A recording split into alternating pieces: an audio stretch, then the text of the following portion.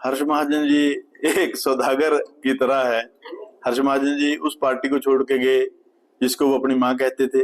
हर्ष महाजन जी वीरभद्र सिंह के विद्यालय में जो है वो उनकी तालीम हुई है इसकी नेतागिरी की, तो वो बड़े नेता हैं।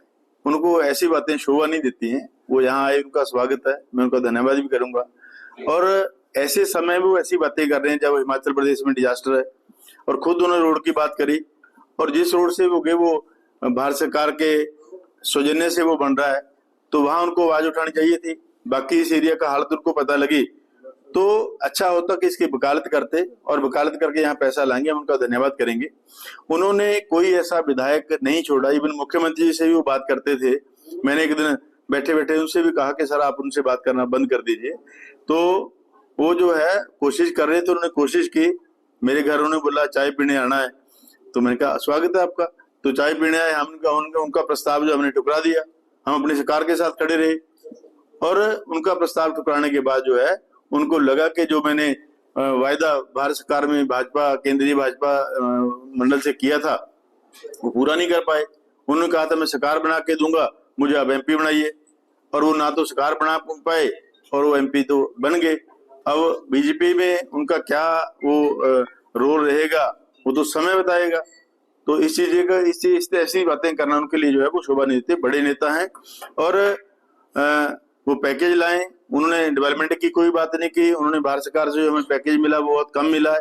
पिछला जो 23 का डिजास्टर था 10,000 करोड़ का नुकसान हुआ। आज हमारे बहुत सारे पूरे हिमाचल में बहुत सारे लोगों के घर जो है वो गिर गए हैं, कई डंगा गिर गया, हमारे रोड सारे चले गए हैं। इसके लिए वो पैकेज लाए, तो उनका जो काम बनता है वो बड़े नेता है। इस तरह की बातें उनको शोभा नहीं देती।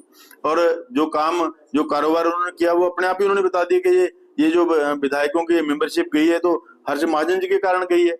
उन्होंने उन लोगों को प्रलोभन देके मुझे भी प्रलोभन दिया। उन्होंने कहा कि आपको मंत्री बनाएंगे, हमने उनका प्रस्ताव ठुकरा दिया।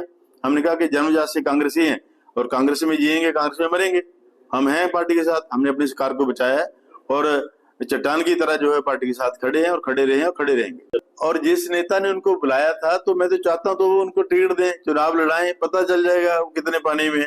तो इस तरह की जितना उनको उन्होंने चूड़ी चढ़ाई थी, जितना का तेल डाला था, उतनी उस तरीके को बयानबाजी करके उनके हक में। वो तो उसको लोग जानते हैं वो क्या चीज है। मैं नीचे जुड़ा है, मेरा क्रैशर है ना, तो मैं क्रैशर के लिए माइनिंग इलीगल माइनिंग करता हूँ, मैं इलीगल नहीं करता हूँ। इलीगल बीजेपी के लोग करते हैं। उनके ऊपर एनजीटी के मुकदमे जो है वो हमारी पुलिस ने दर्ज किए हैं, और सैकड़ों केस में रोज एसपी डीएसपी को भेजता हूँ कि यहाँ जाके रेड करिए।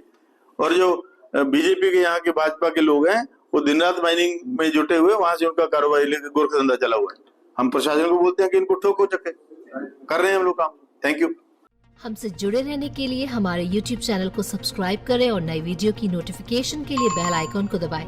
अगर आप ये वीडियो Facebook पर देख रहे हैं तो लाइक जरूर करें और ज्यादा से ज्यादा शेयर करें। इसी तरह के और भी अपडेट्स के लिए फॉलो करें हमारा Instagram पेज himachal.k3।